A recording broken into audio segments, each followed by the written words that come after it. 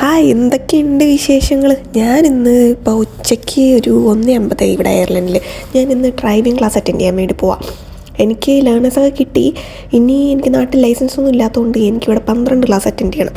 12 class എന്ന് പറയുമ്പോഴത്തേക്കും 6 class ബിഗിനേഴ്സിന്, 6 class അല്ലാതെ. ഇപ്പോൾ നാട്ടിൽ നമുക്ക് ലൈസൻസൊക്കെ ഉണ്ട്, ഇവിടെ ഇൻ്റർനാഷണൽ ലൈസൻസൊക്കെ ഉണ്ടെന്നുണ്ടെങ്കിൽ നമുക്ക് ഇവിടുത്തെ ലേണേഴ്സ് എടുത്തിട്ട് ലാസ്റ്റത്തെ 6 ക്ലാസ് മാത്രം അറ്റൻഡ് ചെയ്താൽ മതി.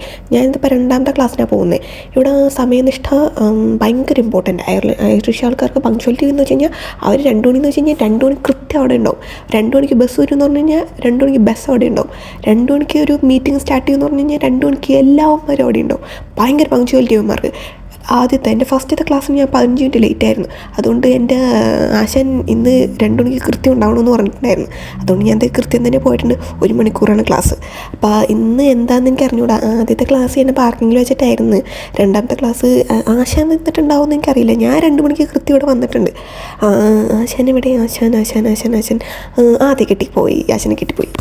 എന്നിട്ട് 1 മണിക്കൂർ ഡ്രൈവിംഗ് ക്ലാസ്സൊക്കെ കഴിഞ്ഞിട്ട് ആശാൻ എനിക്ക് 2 ബുക്ക് ഇന്ന് തന്നിട്ടുണ്ട്. ആദ്യത്തെ ക്ലാസ്സിൽ തരേണ്ടതായിരുന്നു, പുള്ളി മറന്നുപോയി. പക്ഷേ ഇന്ന് എനിക്കത് കിട്ടി. ഒന്ന് ലേണേഴ്സിൻ്റെ ഒരു ബുക്കും, ഒന്ന് പുള്ളി എനിക്ക് എന്തൊക്കെ പഠിപ്പിച്ചു, പുള്ളിയുടെ റിവ്യൂ എന്നെ പറ്റി എഴുതാനുള്ളൊരു ബുക്കും തന്നിട്ടുണ്ട്.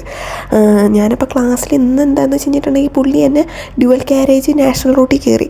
ഇവിടെയെന്ന് വെച്ച് കഴിഞ്ഞിട്ടുണ്ടെങ്കിൽ റോഡുകൾക്കെല്ലാം പല പേരാ. നമ്മുടെ നാട്ടിലെ പോലെയല്ല. നമ്മുടെ നാട്ടിലെ ഹൈവേയും പിന്നെ സാധാ റോഡുകളേ ഉള്ളൂ. പക്ഷേ ഇവിടെയെന്ന് വെച്ച് കഴിഞ്ഞിട്ടുണ്ടെങ്കിൽ നാഷണൽ റോഡ്, മോട്ടോർ വേ, അങ്ങനെ പല ഇതുണ്ട്. 1ാമത്തെ ബുക്കാണിത്. ഈ ബുക്കെന്ന് വെച്ച് കഴിഞ്ഞിട്ടുണ്ടെങ്കിൽ പുള്ളി എന്നെ റിവ്യൂ ആണ് ചെയ്യുന്നത്.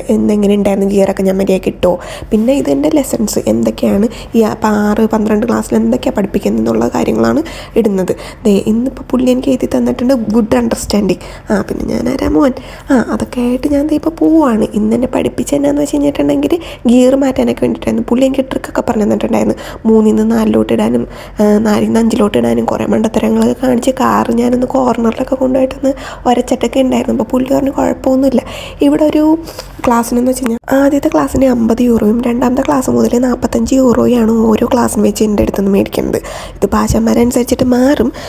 അപ്പോൾ എനിക്ക് എന്തായാലും 12 ക്ലാസ് അറ്റൻഡ് ചെയ്യണം.